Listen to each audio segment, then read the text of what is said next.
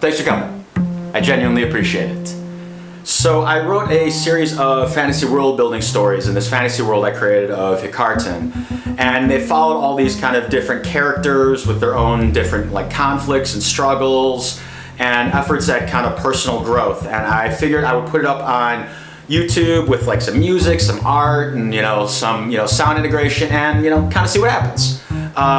This is part 3 of 3, the Long March to the Clearwater Spears, and this story follows the mercenary marshal Lano Taurus as he is commissioned by the matron Seraphina from the Scarlet Matronage, and forces his mercenary army onto this forced march across this wide swath of land to reinforce the patronage of Raver and the Ironwood patron against this, the onslaught of this, rising warlord, the Scorched Imperator. I hope you've enjoyed the story so far. We're coming up to that dramatic conclusion, epic battles, big questions. Some people might die, some people might not, all that other good stuff. And, hopefully, there's enough extra added context that would make these, the stories really engaging, just acknowledging kind of the reservations of even the most confident, peering, leaders. Everyone is a human being at the end of the day, and no one really knows what the heck they're doing, and it's something, a portrayal that I'm always, endeavoring towards. Stick around to the end if you're curious about any of the artists or musicians and you'd like to find out a little bit about them and where you can find them. And if you like my content, please like, comment, subscribe, the generic YouTube request things. It's the only thing that's really going to help grow my channel, and I'd really appreciate it. But really only do it if you like the content. If you don't like the content, thank you for being a masochist and listening in this far. I still appreciate you regardless. But that's about all I have. I hope you enjoy, and to the story.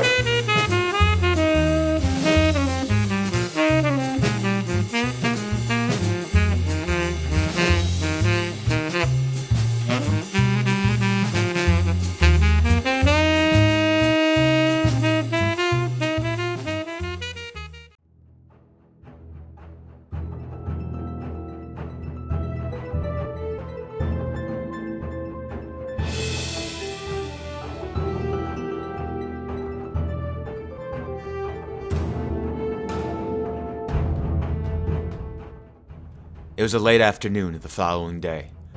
The camp had been taken down, and lead flyer Marcus Rye stood in the falling rain before Lano and Taurus. Beside him his wyvern stretched, feeding on the carcass of a 2-day-old dead horse. The marshal's eyes roved over the great beast with a carefully concealed feeling of wonder. It was almost 3 times the size of any horse he'd ever seen, with flat green scales, great membrane wings, and a long tail ending in a fanning spiked pennon.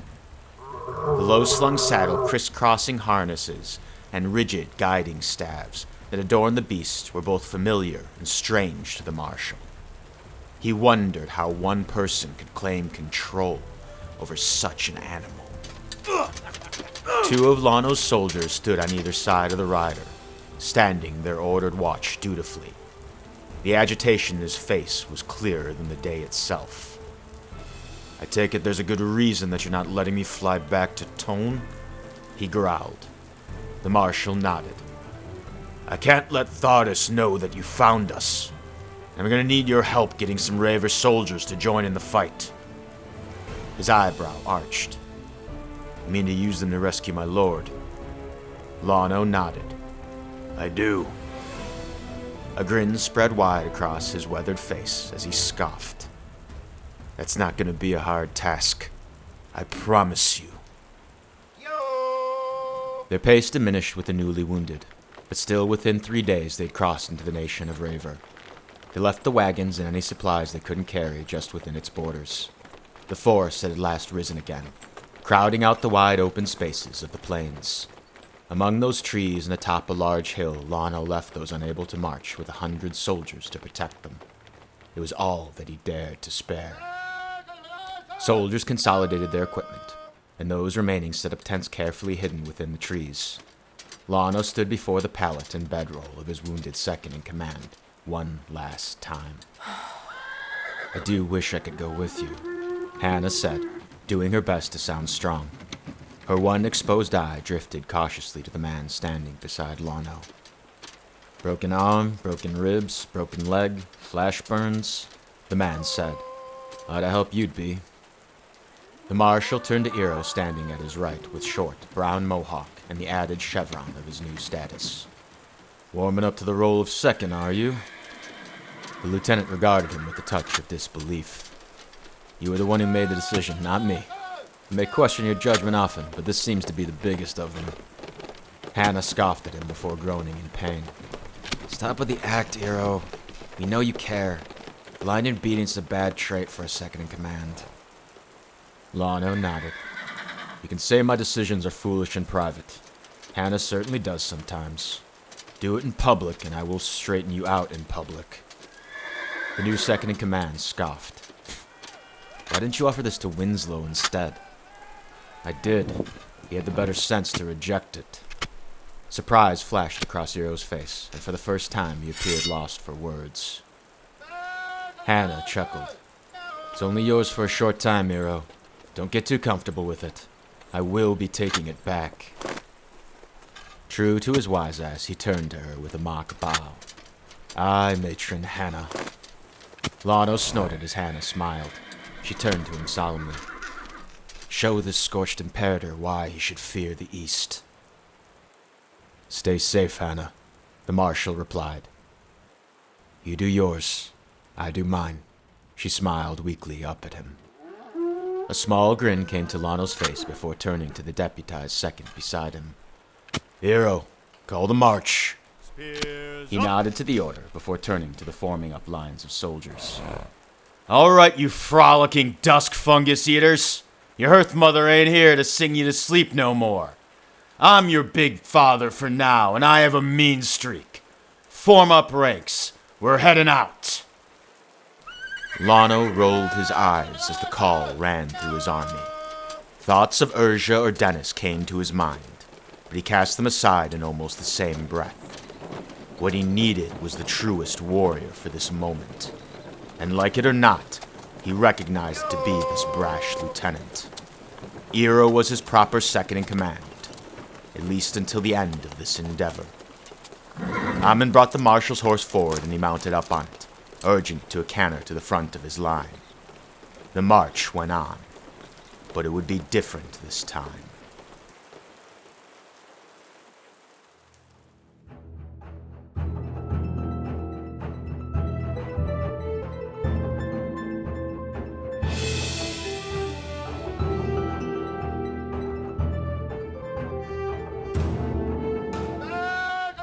They were no longer on a direct path.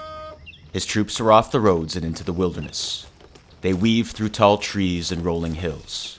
Boots trampled through ferns and twisted vines as they progressed. They rested during the day and marched hard through the nights, avoiding any potential settlements. They fed on whey bread, water, and dried meat. The tents and wagons were left behind. Cloaks served as the only protection against the occasional rains. In the days and evenings they lit no cook fires. It added distance and it added time, but it kept his army's movements from being easily discovered.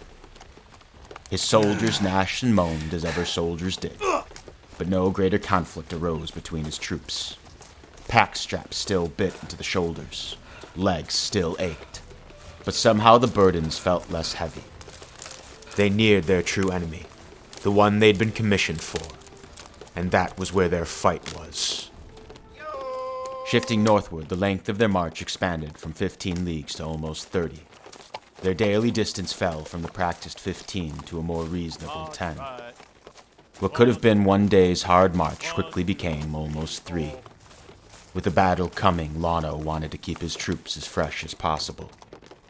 Still, he prayed to Providence that Toln would endure the time he needed, mostly for the pride, partly for the coin, and a bit for something that seemed like a childish dream.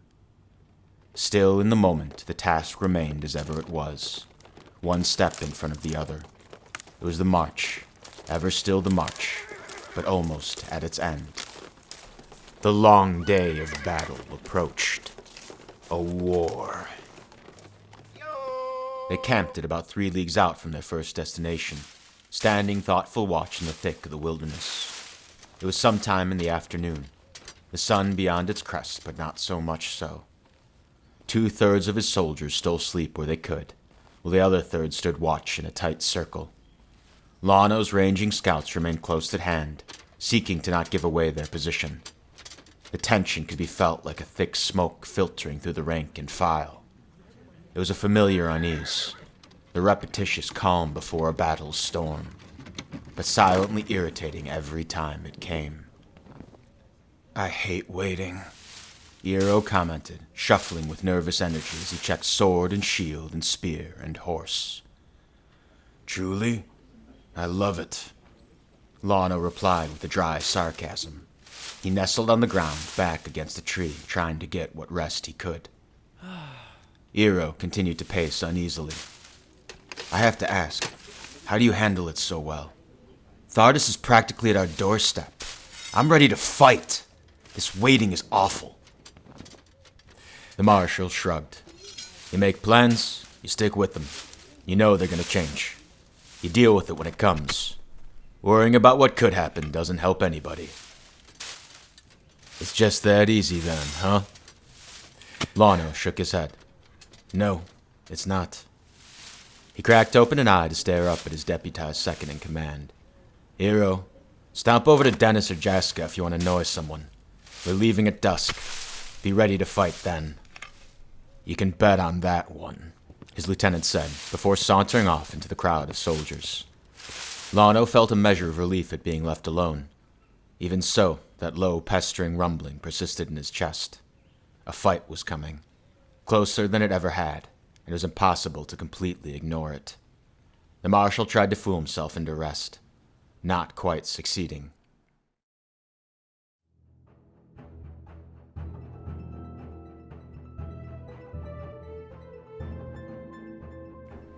Time passed.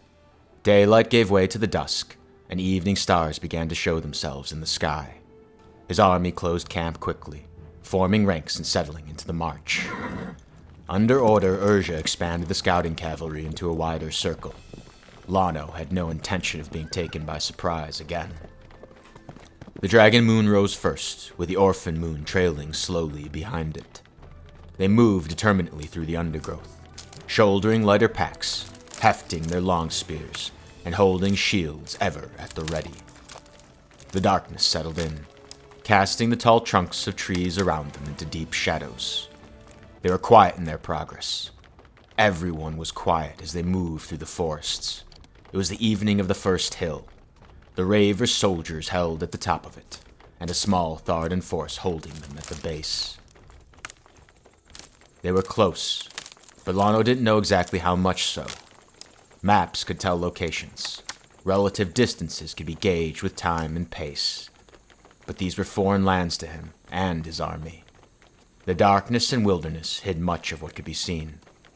Lono led his infantry at the head of their formation, with Eero riding beside him. He endeavored to peer through the shadows, looking for the ends of the trees and the watchfires that would proclaim their enemy's location. Then 3 foreign bleats blasted from a not-so-distant horn. It was echoed along a stretching chain 3 other times before fading to silence. The sound brought a reflexive wince to Lono's face. He knew what it meant. Any soldier with more smarts than a beast could make an accurate guess to what it meant. "Well, there goes our surprise attack," Eero groaned from beside him with an eye to the forest. "Who do you think Thardus found first? Us or Urja?" His lieutenant's observations were frustrating, but the same as the Marshal's. Lono turned from his deputized second to the way ahead with a defeated sigh. "Well, we're clearly near," he said with a grimace. "Time to see the new mess we have to face." 2 foreign hornbleats called out into the air, stretching out and echoed by other horns. Unlike the first volley heard, they were carried and repeated long into the early evening air. The Clearwater spears continued forward. It wasn't more than a couple hundred strides further before the trees began to thin, and the stumps of cut timbers began to litter the ground. Little beads of firelight showed themselves first. With time to adjust, Lano's eyes took in the hill. It was a mammoth beast, wide base but not so tall, with a space cleared around it for some 200 strides. At its top sat a great gathering of fires, staggered out unevenly in stretching fingers. At its base was a smaller but gathered number of lights. In that frail light they spread, the marshal could discern the details of the Thardan encampment.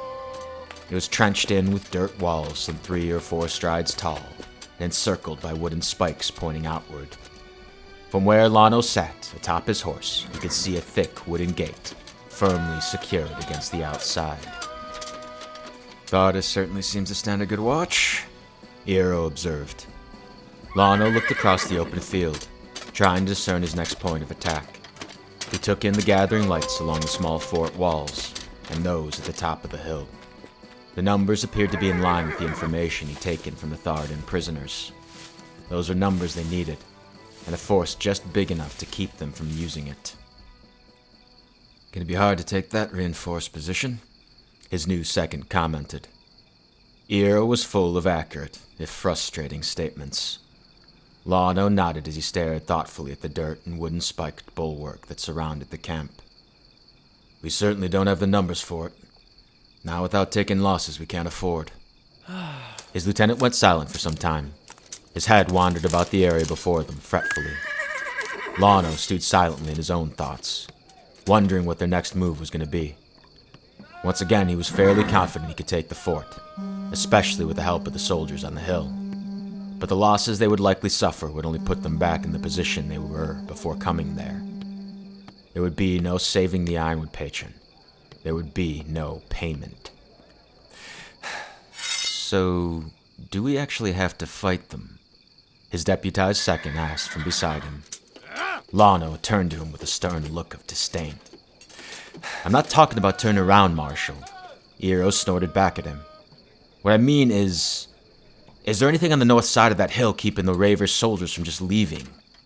They filter through the woods and regroup with us. They'll just leave an army to attack us from the rear, Armin cut in. Know your place, you knee sliper, Eero snapped. These are big boys talking here. Lano ignored the jab at his orderly as he reflected on his deputized second's words. Slowly, he began to understand what the man was getting at. They'd be away from their reinforced position and have to chase after us instead, he said with a nod. They'd be exposed. Eero chuckled. Or they'll just sit tight in their little fort. Either way, better position for us. The estimation sounded right, and at the very least it was something that could be done. Lano turned to the orderly ever at his side. Amund, 3 long, 4 short. Call back the cavalry. I have an idea. Aye, Marshal, the youth replied, reaching for the horn at his side and blowing command into it. Lano turned to his deputized second. Eero, go find the Wyvern Rider. Bring him to me. We need to do this quick.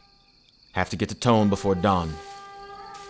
The self-satisfied grin on his face was clear enough to see in the frail light. It was also mildly infuriating to the Marshal.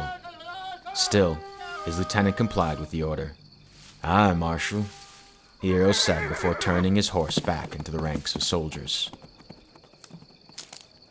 In a small space of time further, the Wyvern Rider approached and stood before the Marshal. In the soft glow-shard light, he could see the wary anticipation in his face. He was told the plan and accepted the terms of it briskly. The responsibility is yours now, lead flyer Rai. Lano thrust the horn into his hand, gesturing to the fires on the hilltop. They join, we fight, and maybe save your master. They don't, the Clearwater spears will turn around and head back. He thrust one of his company's horns into his hands. 4 long blasts, you have us marching south together. 1 long blast, you have us turning back eastward. There is no middle ground. We are not going to clear those Thardan soldiers. The Wyvern Rider stared at him with a grimace and nodded. I understand. I'm still grateful for everything you've done so far. Lano scoffed. Haven't done anything yet. Marcus Rye leapt to his nearby wyvern, mounted, and cinched himself into the saddle. "You're here," he said with a turn. "That's more than how many others?" His army gave way for the rider and his great beast as it made a brief sprint and cast itself up into the air. In a few moments further, it disappeared up into the evening's darkness. "I hope his own men don't think he's an enemy and kill him before he says anything," Eero observed sardonically after the wyvern and rider were gone. Lono shrugged. "We don't hear the horn, we don't fight. Dawn comes without anything, we turn around." The lieutenant turned his head to the space around him. "Might be able to pillage a few towns on our way back," he replied. "Make something good of this complete and utter mess." Lono stood silent in the darkness with his deputized second, knowing what Eero said was true. By Harrow was a necessity for his army. From where the marshal stood, they only had enough supplies to last them a bit more than a week. Raver had to feed them either by choice or by force. "One problem at a time, Eero," he replied. "One problem at a time." The younger man snorted from the shadows beside him. "Aye, Marshal."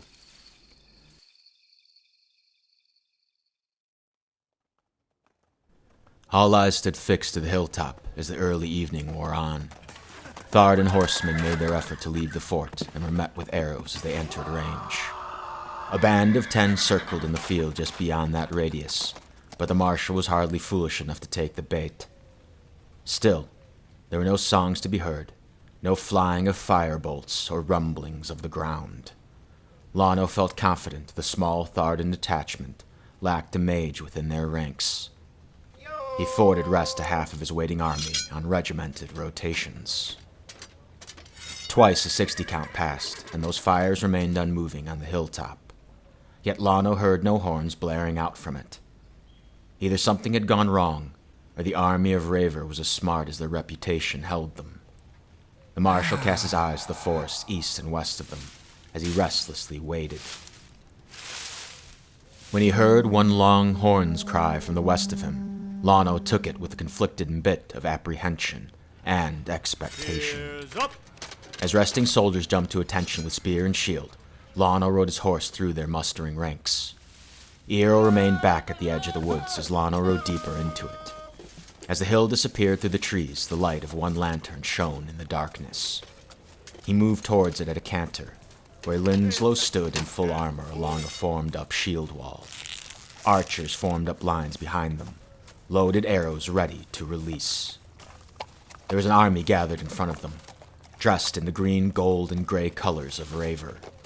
A small grin came to Lono's face, and the tremble of his heart settled some small measure. The main army had already moved from the hill, and the fires were just a distraction. Among the ferns and vines, a figure stood with lantern-bearer beside him. He stood outside the ranks of his own troops and before the lines of Clearwater spears. He was dressed in battered chainmail armor with a steel visor helm and sword sheathed at his side. His jaw was square set, with a long and wide nose, and dark eyes set in pensive fire. A wide scar ran down the side of his left cheek. By flourishes on his helm and the long green cloak at his back, Lono accepted him as the head of the soldiers. "You the leader of this mercenary band?" the man asked. "You the marshal of that Waver army?" He crossed his arms defensively. "Perhaps." Lono shrugged at the man. "I don't talk with perhaps. I speak with certainties." An amused grin rose to the man's face as he scanned over the blue and brown colors of Lono's army. "Aren't you just a smart kobold sting bum?"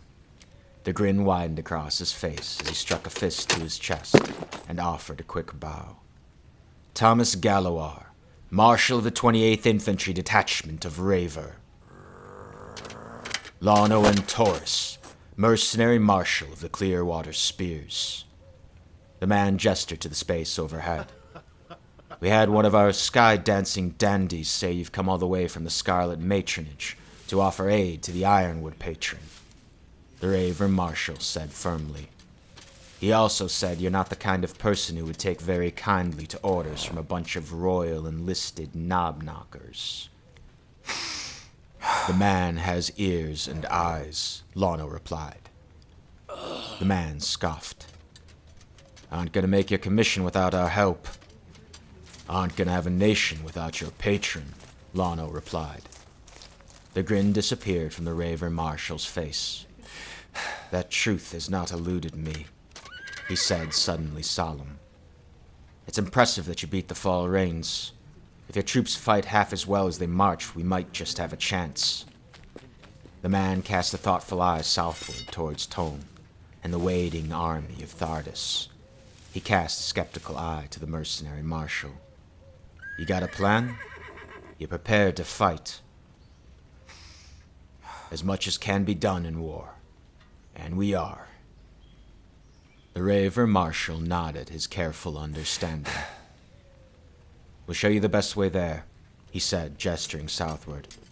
Beyond that, it's your affair. We stand first for these lands. We stand for the Ironwood patron. Lono nodded his understanding before turning to the orderly ever at his side. Almond, find Urja. Have her leave 30 cavalry behind. Those Thardan soldiers try to send out a messenger. They kill it. The whole army leaves their fort and tries to follow us. Make sure I know. Aye, Marshal. Amon nodded before turning his horse into the woods. Thomas Gallowar remained with the lantern-bearer beside him, the only light shining in an otherwise dark wood. He stared up at Lono solemnly and thoughtful. Soldiers moved off to form into their lines as the gathered army prepared to head southward to Tone. You have good sense, the Raver Marshal observed. Looks like the East breeds some people with smarts. I won't speak for the royals. My soldiers fight better than they march. I hope the same can be said of yours. We're gonna need it, Lono replied. The Raver Marshal scoffed. You'll see why our nation has stood where so many others have fallen. I promise you. Lono replied with a tempered grin. This marshal seemed the same mettle as the wyvern rider had before him. No matter the strains of their own lives, they still remained ever ready for the conflicts that rose against them. He was beginning to like the people of Raver.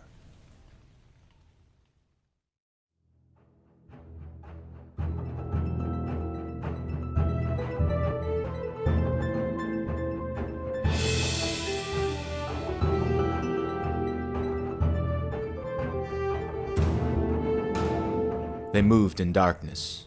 They moved with urgency. Few words were spoken along this final stretch of the march. The metallic cadence of an army on the move softly rose to fill an eerie quiet. The stirring but all too familiar apprehension roiled within the mercenary marshal's chest.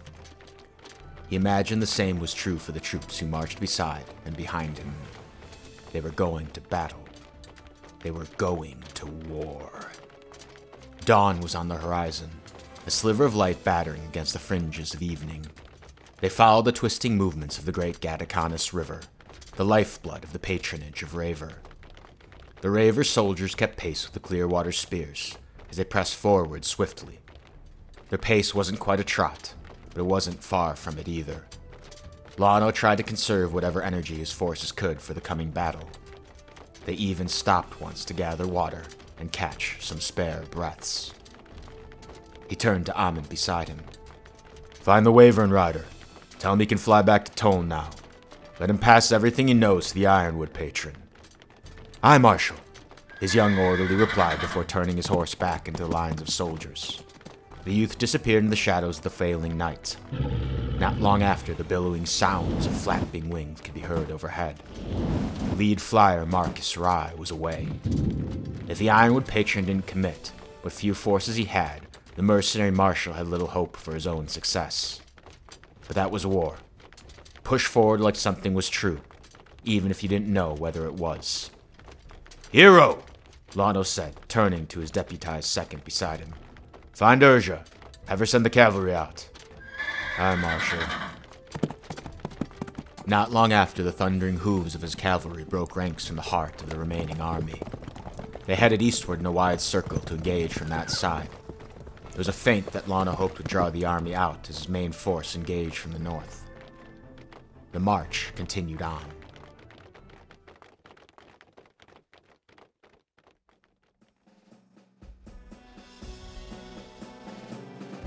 The tall trees and dense vines of the forests of Raver fell away at his back, and the open field before the reinforced city of Toln revealed itself.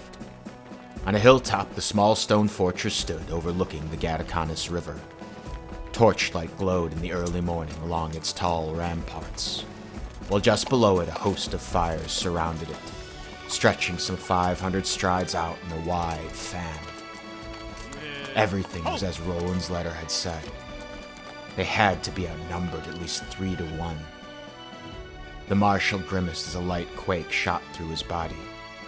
He had stood before greater armies, but he'd also fought beside greater numbers in those times. The first breaths of morning rose. Sunlight revealed the finer details of the open land standing before them. The dawn was rising.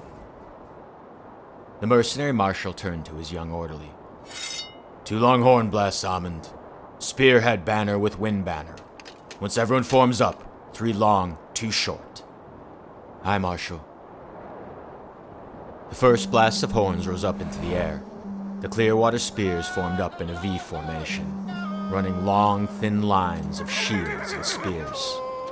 The mercenary marshal did not doubt they'd have mages. He did not doubt the fire that would come upon them. He knew the casualties would come. This was the best that he could do to minimize them. Hero, you have command of the right side of our line. Thomas, you have the left with your troops. I'll have the center. Aye, Marshal. His deputized second urged his horse away at a hard gallop, as the Clearwater spears spread their formation in a hard drilled line, long and thin. Thomas Gallowar sat atop his own horse, looking across at Lano apprehensively. Good fortunes, mercenary, he said. May Fluky fly with all of us. Move on, Raver Marshal, Lano replied. We have war to make. An appreciative grin rose to the man's face as he nodded and headed off to lead the ranks of his own soldiers.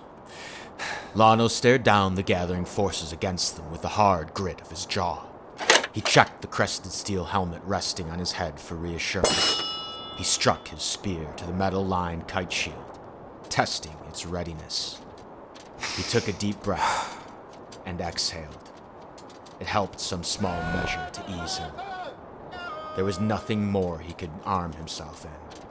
It was time to leave those bigger thoughts behind, he told himself. All that laid before them were the thousands of moments of steel and blood.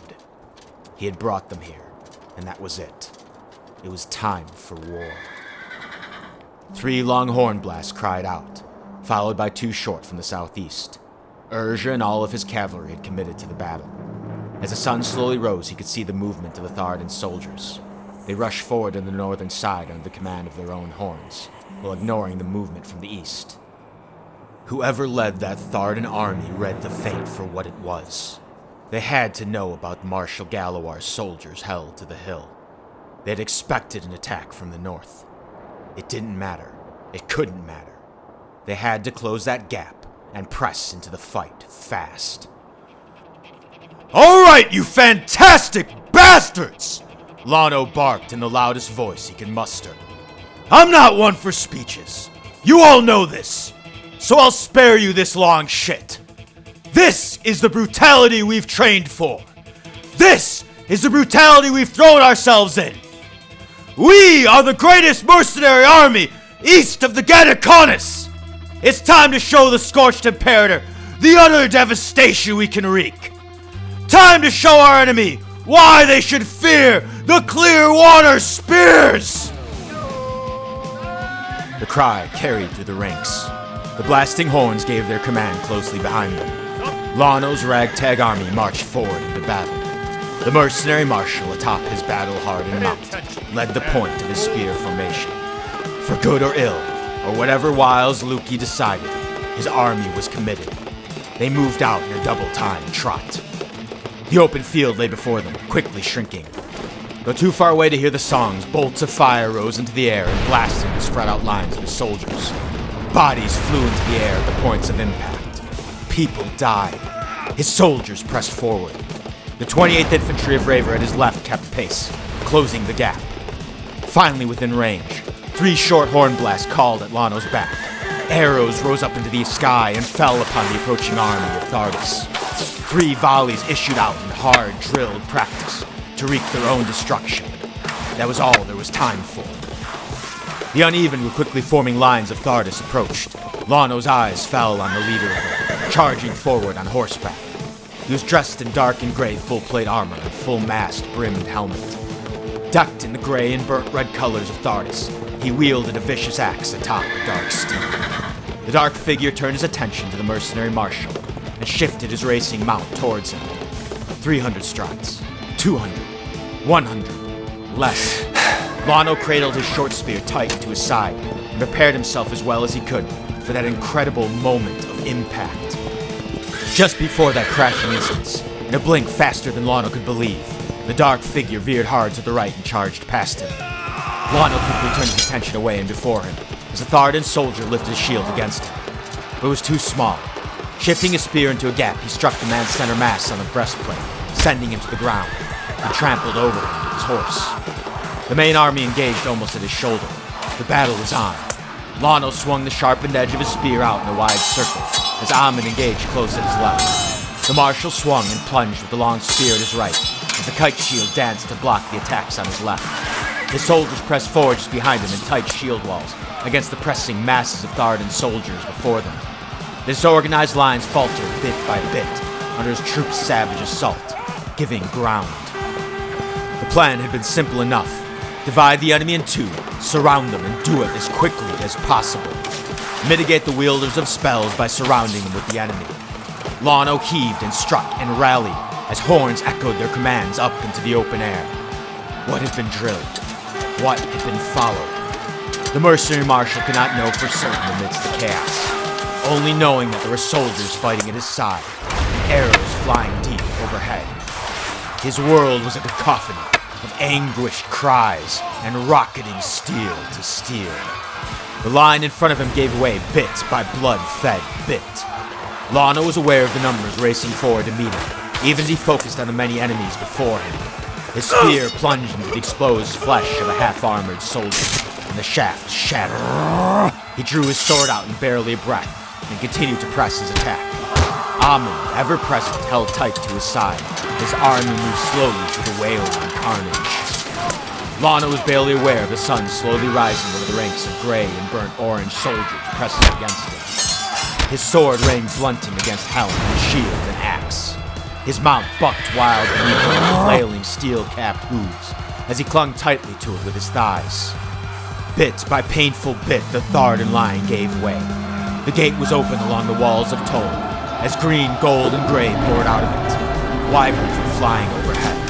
There was fire and unnatural winds and songs as arrows flew into the air from either side.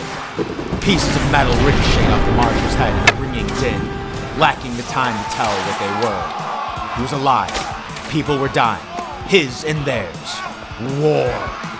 Amon was still at his side. An enemy lay before him.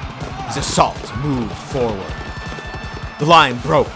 A space was suddenly opened before him. There were Thardan tents and catapults. Soldiers rushing to close gaps. Thardan forces made small gatherings of shield walls and dashed into the fray. There was a greater line about 30 strides further behind those forming. Unlike the forces they had blasted through, it was looking organized. Thardus understood what he was attempting, and was trying to stop him from dividing the army in 2. The marshal couldn't let that happen. On me! Hard charge! Lano bellowed at the top of his lungs. Amon blew into the horn at his side. 3 long, 4 short. Double time, forward attack! The marshal heard the call echoed through the ranks as he grasped at the reins of his horse and pushed his mount into a hard gallop. 30 strides became 20. He pushed past the small shield brigades. 20 strides past the row of tents. A movement drew his eye away, different from the others, deliberate, unafraid, and savage. 5 Thardan cavalry in their own V's led their own charge with a line of some 20 shield infantry racing behind them. They were decked in black and gray plate armor, with full mast brimmed helmets. Leading the head of the charge was a familiar dark figure, wielding a vicious axe. All this Lono took in with a breath as they collided with his overextended line of attack. Amon was knocked from his horse as they barreled through him, and the dark figure lifted his axe to strike down upon the marshal. Lono brought his battered shield up to block it. With a riveting force, the axe made contact, splintering at the top and blasting a quaking pain up into his left shoulder. The marshal drew his sword to pierce the figure, as the periphery of his eyesight took in the cavalry, fast encircling him.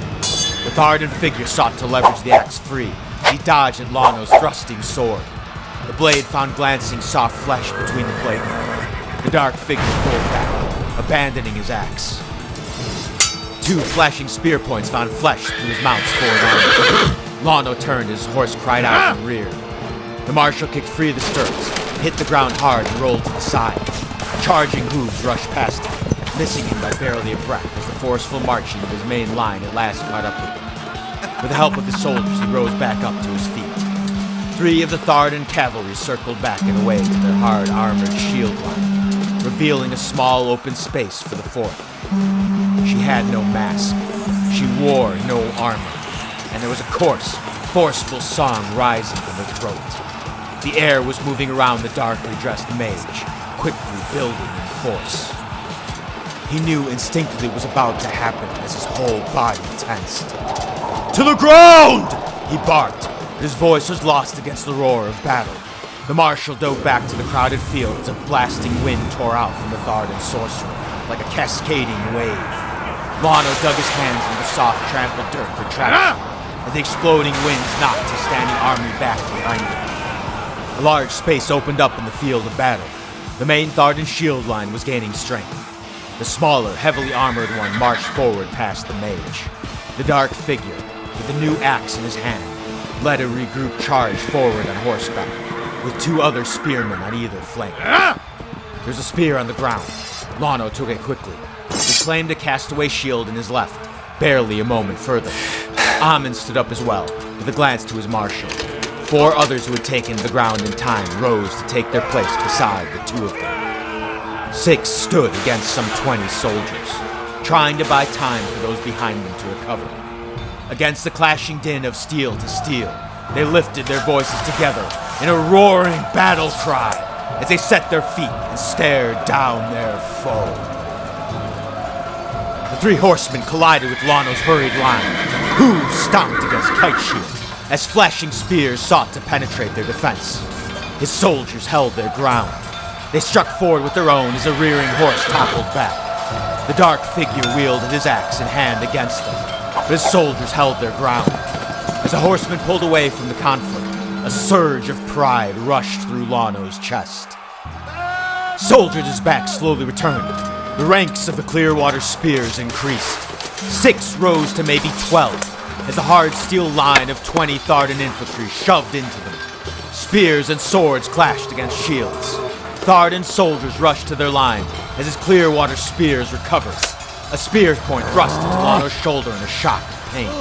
A soldier faltered at his right. The numbers that joined Thardis far surpassed anything Lono could look forward. His troops slowly began to give ground. Fatigue crept into him between sweat, blood, and deepening gasps of breath. Still, his army pressed back against the slowly growing and immovable line of Thardan soldiers. At the back of his mind, Lono was aware how his attempt at dividing the force in 2 had failed. But it didn't matter. Only the moment that stood in front of him and his soldiers.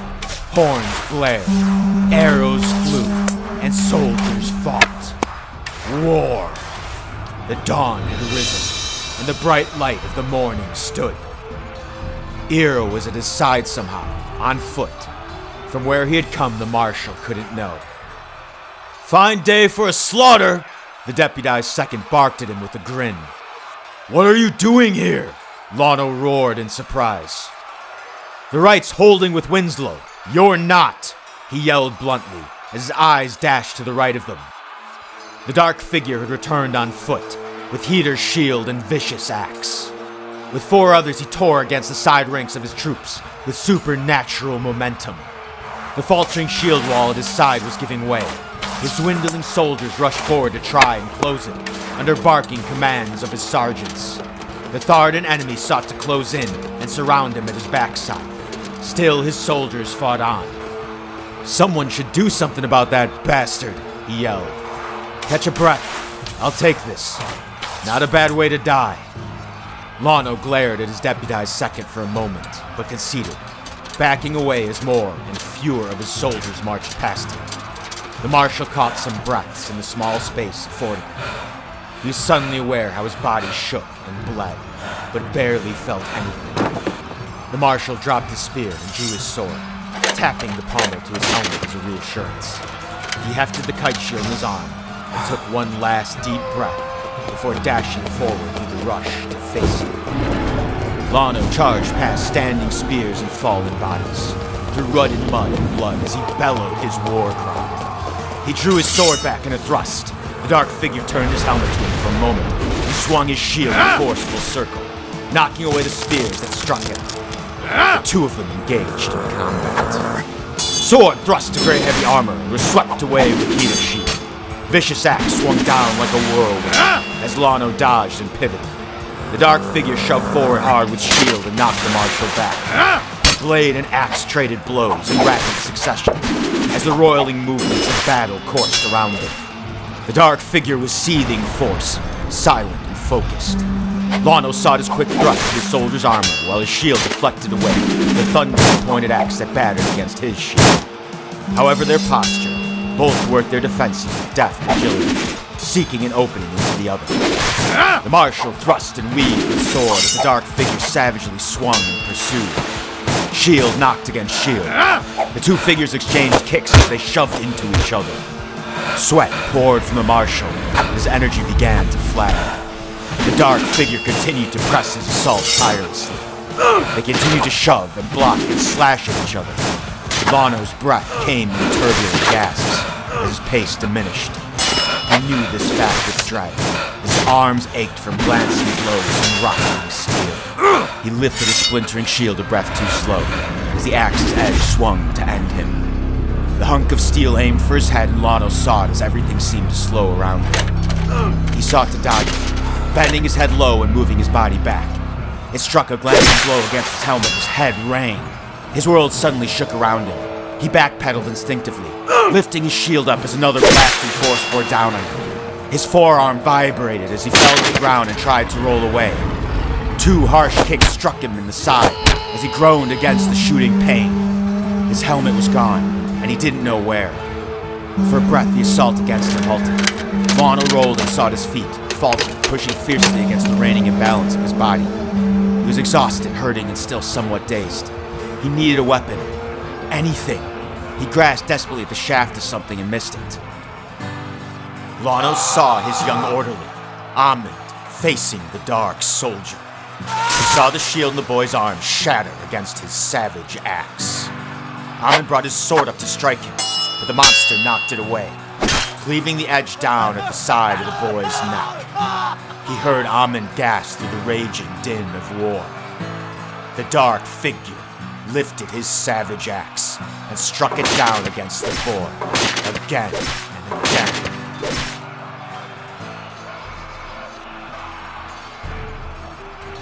Lono found that shaft, a broken arrow, and his feet. He dove forward, jamming the paltry weapon in the sliver of soft space at the hip of the figure's breastplate. The dark figure replied with a hard elbow to Lono's face, sending him back to the ground. In the back of his mind, the marshal knew that Amund was dead. As Lono recovered his senses, the dark figure stood over him, vicious axe in hand and battered heater shield bearing the Thardan emblem of the burning eagle. The marshal stared with startled eyes up at his darkened brimmed helmet. The dark soldier drew his savage axe back to strike a startling blow upon him. An arrow peered like a gusting wind at the Thardan soldier's back. His deputized second roared as he shoved his shoulder against the standing soldier. With thrusting sword, he plunged his blade in a gap at the back of the dark figure's heavy armor. Through the brimmed helmet, Lono heard the Thardan soldier roar in pain. The figure jolted, staggered, and twirled back in a hard elbow to Eero's face. His vicious axe spun full circle back against his deputized second. Desperate fire blasted through Lono's veins. He recovered to his feet in a blink, found the nearest weapon at hand and took it at his own. A broken spear shaft with the spearhead still intact. It would not be wasted. He charged forward with it and slammed it into the Thardan soldier. As the monster fell forward, Lono peeled back at chinks in armor and drove the weapon into those small points of exposed flesh. With his full weight on the man's back, he plunged the battered weapon into any point that he could find, as many times as his energy could carry it. The dark figure tensed and twisted and groaned, and at last remained still. Lono continued to kneel on top of the body, driving the broken weapon down several times more. With hard and heaving breaths, he relaxed a measure. This lead soldier, whomever he was, had been slain. Eero was laying on the ground, his chest caved in, even as the integrity of his chain and quilted armor held. His breath was shallow and he was barely moving. It was only then that Lono noticed the sword still stuck in the dark figure's back, while beside it Lono's broken spear also stood in the felled soldier. Amon's body was motionless a space further away, his eyes open and vacant. There was so much blood. The hardest grimace came to the marshal's face as he stood up, the chaos of the battle still swirling around him. He pulled Eero's sword out from the dead Thardan soldier and took it into his hands. He found his dented helmet and placed it back atop his head. There was no space for healers. No time to wallow in the darkened emotions coursing through his chest. Exhausted and aching, but still alive, Lono turned back to the line of his fighting troops and rushed to rejoin them.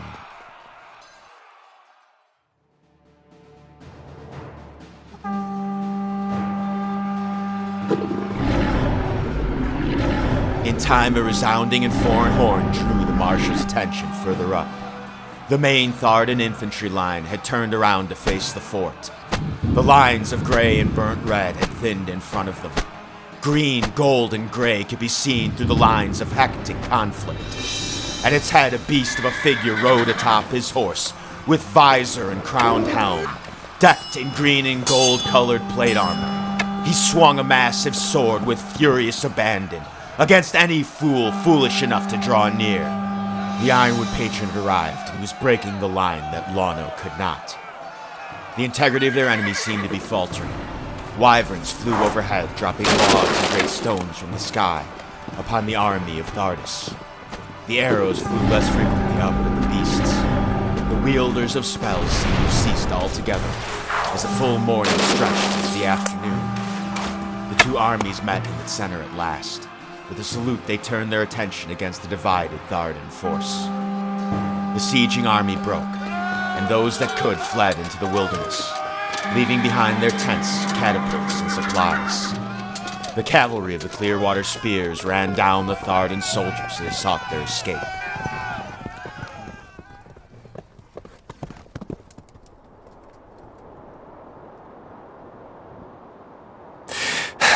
As the battlefield cleared of fighting soldiers, Lono and Taurus dropped to his knees among the muck and slaughter. With weary eyes he surveyed the mounds of the dead and the remains of the two victorious armies. Everything was flat and open and death. What stood out the most to him was how strangely quiet everything suddenly seemed. There was no clanging steel to steel. There were no cries of war or pain. He was supposed to feel some joy at being alive, at having won the battle against such odds, but all he wanted to do was rest. Still, the battle had been won. The Ironwood patron had been saved. A familiar face spied him along the open lands. With a querying turn, he rode towards Lono. Raver Marshal Gallowar dismounted from his battered horse and saluted him. "Are you hurt, Marshal?" he asked in a voice weighed down with exhaustion. Lono shook his head. It's been a long day, he replied in a voice barely above a whisper. Marshal Gallowar nodded as his eyes roved over the quiet remains of the battlefield. Aye, it has, he said. Glad to see you're alive. Is there anything else you need from me? Lano thought about Iro and Amund and all of the others he was sure to find out were dead. Those dark emotions roiled once again within his chest, and he indulged them a small measure. He tried to ignore the nagging thought at the back of his mind that this was only the first battle on the commission of his Clearwater spears. The Scorched Imperator still remained. The main army of Thartis still remained. Still, such was war. The mercenary marshal shook his head as he stood up from the ground and let out a fierce exhale of breath. To the victors, they always pay better, he added darkly. A soft grin spread across Marshal Gallowar's face. To Raver, to whatever good may hopefully come from this, he said with a snort as his eyes roved thoughtfully over the battlefield. By Vestal, why not? Let's say to the hope of unification. Do you actually believe in that? Unification? Lano asked. Better to believe in something, Marshal, Thomas replied with a shrug. Beats only coin. Give some comfort when the dead stack up. There was a frail edge of light in Lano's heart, but he just nodded an exhausted head. You're not wrong, he replied as he marched through the muck and slaughter, away from the Raver Marshal, to gather what lieutenants of his remained. There were things to be done. Ever things to be done.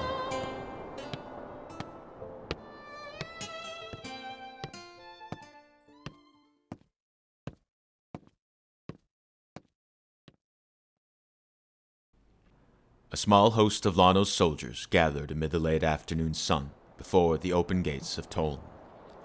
The tall stone walls stood silently against the graying sky as the green, gold, and gray banners of Raver whipped with the rising winds. The Ironwood patron stood some 20 strides off, surrounded by his own circle of troops and consorts.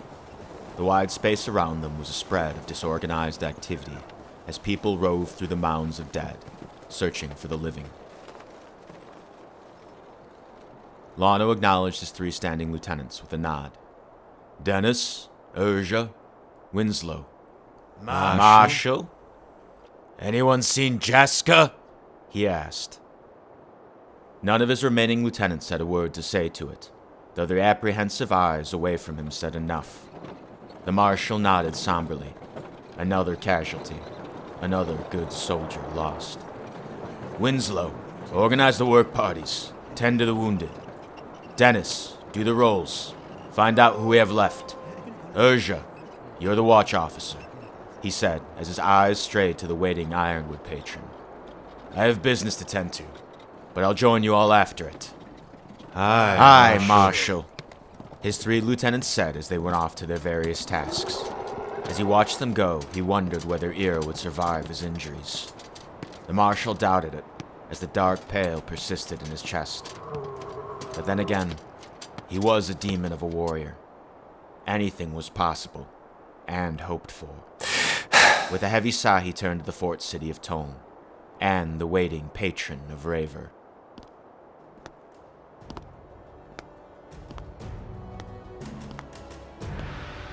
As Lano approached, the great beast of a man turned his attention to him. The Ironwood patron stood almost a full head taller than the Marshal. His green-crowned helmet and plate armor were dented in multiple places and stained with blood splatter. Everything the patron wore was dirty and well-used, but still functional, including the dark and uneven face that stared back at him. Still, there was fire in Roland's eyes, and a full grin at his lips. Lano and Taurus, Marshal of the Clearwater Spears, he greeted the standing royal with a salute and a sharp bow. The patron nodded, the grin still holding fierce to his face. Well met, Marshal. Roland Taurusans, Ironwood patron of Raver. Lano stood his ground calmly and spoke the words expected of him. Our army has arrived. We stand at your disposal. I was informed that you wish to talk with me. The matron Seraphina spoke well of you, as has my lead flyer, a deliberate warrior, the patron said. The matron said your Clearwater spears are worth 3 times their numbers. I thought it was just horseshit to buoy our forces. I'm sorry I doubted her. I appreciate the compliment, patron, Lana replied with cold reflex, feeling nothing by it. These are just words, and royals tended to love their words.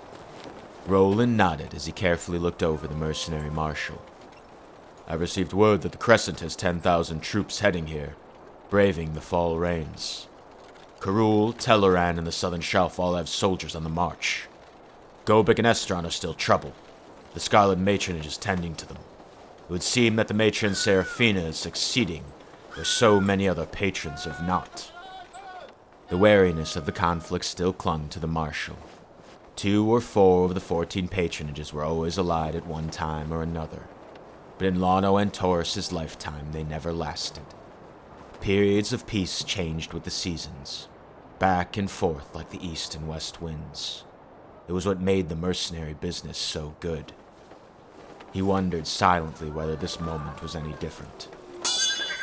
You have me through the winter, patron. The beast of a man scoffed. Marshal, you saved me here because you were smart. Don't mistake me for a fool. You took impossible odds, raised an army to make them less impossible, and followed through on it. It was only about the coin you would have headed back east. So what was it? The task was what he wanted to say. But that wasn't the whole truth, and Lano knew it. Still, it was something that he was afraid to admit aloud. The feeling itself still felt so strange for him. Not just hope, but potential. This isn't court, Marshal, the Ironwood patron continued, as if reading Lano's thoughtful pause. Say what's on your mind without fear of recourse. It's the least I can offer. The man was observant. He was also straight to business, much like the matron Seraphina. Lano silently appreciated that, though what he had to ask was not so practical. What was the character of this royal who stood before him? What do you think of these whispers of unification, patron? Lano asked. Roland stared at him thoughtfully. The man took a step back and regarded him carefully for some moments. Strange question. Trying to get a gauge of me, Marshal, are you? The royal was also smarter than he expected. None could deny his reputation as a warrior, but this was something else. I won't keep you any longer than you let me, patron. The grin on his face returned, with the same vitality in his dark eyes. It's just a word, he snorted. Not a bad word, but not something I think about much. Right now my concern is keeping my nation together against this scorched imperator. I worry about that first. Though they were just words, they were the right kind of words. Either Roland truly believed them, or the man was good at reading someone. We're heading west in 3 days. I'm gonna try to muster some support for my main forces. Pray to Providence the winter slows down Thardis. Can you have your troops together in that time? Yes, patron. He nodded. That's all I need to know. I'm sure you have your own duties to tend to. You did good here, but I'm sure you care for these exchanges about as much as I do. Or maybe it was a little of both. Lano paused a moment further before turning away. The matron Seraphina spoke well of you, patron, he said. Did she? Roland replied with a mild grin that could be read in a great many different ways. Very accomplished woman, that one. Gives me some comfort that I stand up to her standards. Lano had his own interpretation of it. Maybe he was as honest as his world could afford. Maybe he was smart. Maybe he was a proper warrior. At the end of the day, it didn't matter a great deal. But for that little light in Lano's chest, it seemed to. There's a great many battles still ahead of us, Roland added. Fight for me like you have, and I'll try to be a royal worth your loyalty. Between this and then, try not to die. If Providence sees us through this, I think I might care to share some Solarri wine with you. I don't drink, patron. If we win this, I'll be the drunkard then. Lono and Taurus, mercenary marshal, afforded himself a proper wide grin. Here was a royal also, unlike all the others he had worked with. He realized then that he did genuinely like the people of Raver. He wasn't sure what would come from this, but for the moment it seemed like it was in the hands of the right people. I, Ironwood patron of Raver, Lono said with a nod. Try to get some rest, Lono of the Clearwater Spears. You've earned it. He wouldn't, but the intent was still guardedly appreciated. Lono walked away from the great royal at his back, as soldiers searched for the living through the muck and slaughter. His own troops greeted him as he passed, heading towards his command tent. There were supplies to be organized and the wounded to be tended to. There were people to be gathered and dead to be buried. It was the grim aftermath of every conflict, but maybe this time it was a little different. There was some light in Lono's chest, potential for something better than all of it, and he let it glow. So ended the long march of the Clearwater Spears.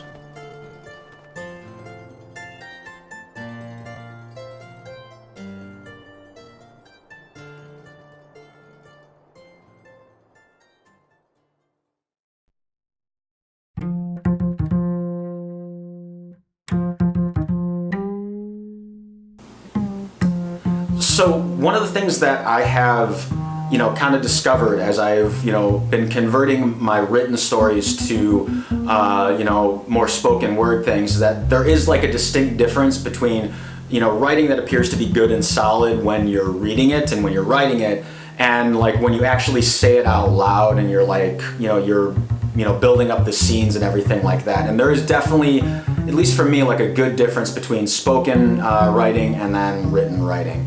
And there was definitely some things where I was like in the fiction that I was writing where I'm like, maybe I should have added a couple more elaboration sentences, but like, I'm, one opinion, like tell me what you think about, the fiction in my comments section, or don't, but do what you will, or tell me in person, because, most of the people that, I'm currently subscribed are friends and people that I really know, so, this is the second story of like 6 other side stories that I wrote, and they cover like a wide breadth of like different things, like there's dragons and goblins and dwarves and great valleys full of eternal summers and that sort of thing, and it's kind of like building up this relationship with Enarten before like the mainline plot kind of comes in with like its own set of characters and how they just change the whole dynamics of things. I hope you enjoy those, as I kind of, work and develop them and kind of thing. The next one up is definitely a change of pace from what you saw before. It's less of a, great epic fighting the, rising warlord kind of thing. It's more of like a biopic of the bastard son of Roland the Ironwood patron. The boy's name is Assam, and it is covering kind of the relationship between him and the true-born daughter of the matron Seraphina, Celestine. I have examples of them on my right and left, and then maybe some kind of art on beneath for that, just to give you an idea of like what's coming up. It's a bit more of a romance. Actually, it's basically a romance of their developing relationship and where those things kind of go. I actually was told by the couple people that have actually read it, they would how they'd love to read like the base plot line of it into like an actual novel. I'd love to see it, your opinion when that actually does come out. But that being said, I'm gonna move on to the artist, give you some basic information, do a little bit of a change of pace where like if I've already given like info or opinions about these artists before, those still stand. Like everyone that I've worked with, everyone that I ultimately utilize, I've had a good relationship with. I think they're talented. I think they're ultimately good people to work with. It's just kind of things to varying degrees that make them that made them stand out or anything like that. So if I already talked about them, I'm just going to give you the basic information about them, put their art up on the side, and then, just move on to the people that are ultimately new, and there are a lot of them. So right now there are 11 artists to cover, and the 4 different musicians, because I commissioned a ton of different people. So having said that, we move on.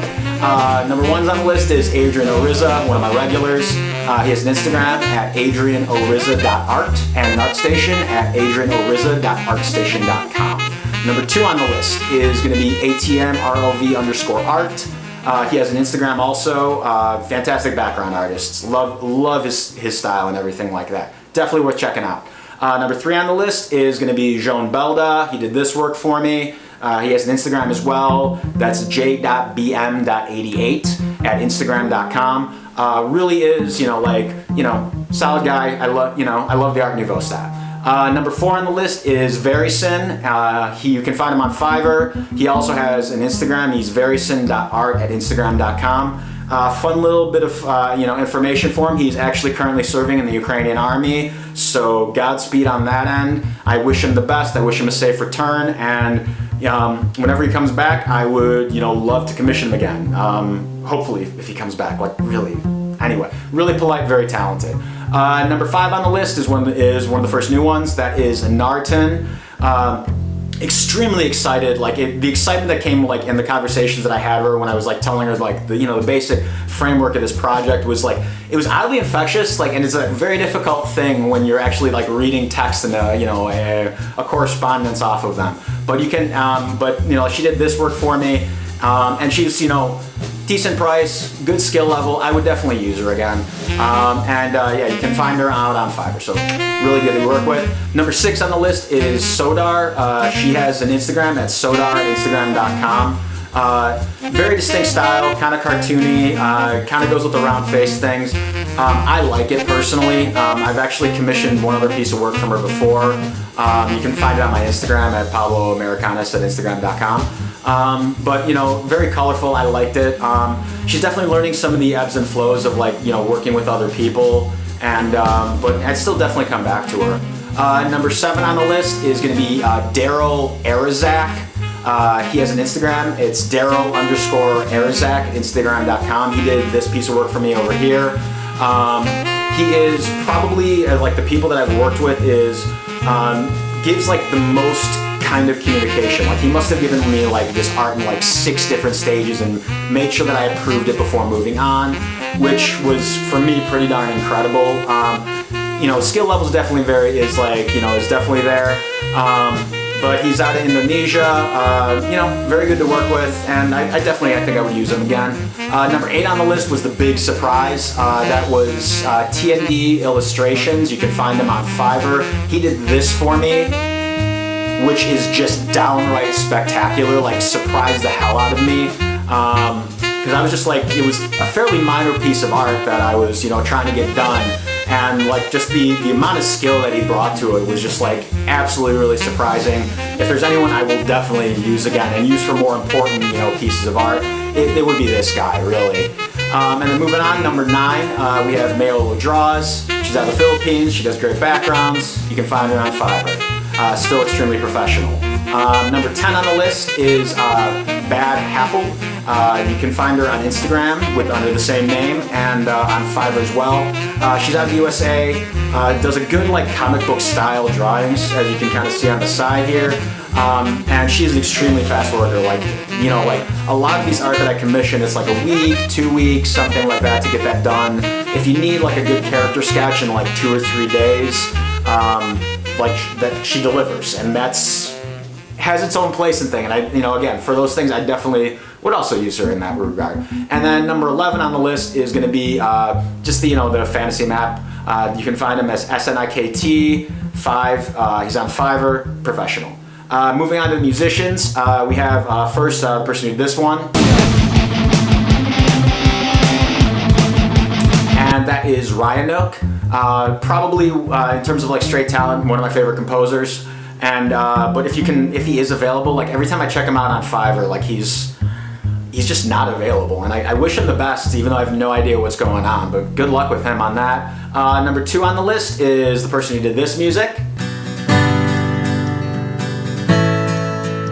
And this music.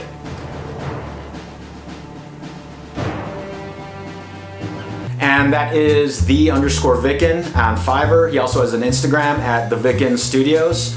And there is a reason that he's done the majority of the music for me, and he's coupled with extremely professional, very nice, solid talent, and he's pretty much always available. And I cannot, parse words about how important having those factors really is. And so If you're looking for someone to do like good background music for anything that you're working on, and I'd definitely go give him a shot. He's really good. He really is good. And number 3 is going to be the main theme. That's Franco_Donadio. He has a SoundCloud at Franco-Donadio. And then going on, that's number 4. We have Blessed Studios. She is out of Indonesia and is just extremely, almost ridiculously polite. Like, I had, when I was like commissioning her, oh yeah, this is the music that I had her do, hold on. But when I was like commissioning her to do the music for me, I definitely was, was a little bit more difficult on trying to get it, just the right way for me, and something that I was, really working for me.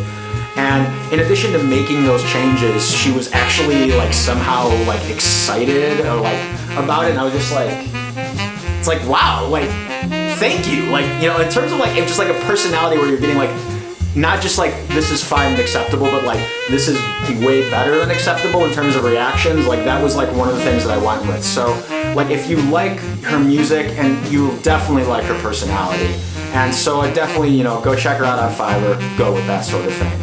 And then once again, thank you for listening. And if you have anything to tell me, like, guidance on how to help improve my lighting, thoughts on my writing, I do all of this by myself. So like the sound integration, video editing, the lighting, the recording, blah, blah, blah, blah, blah, blah, blah, blah, blah.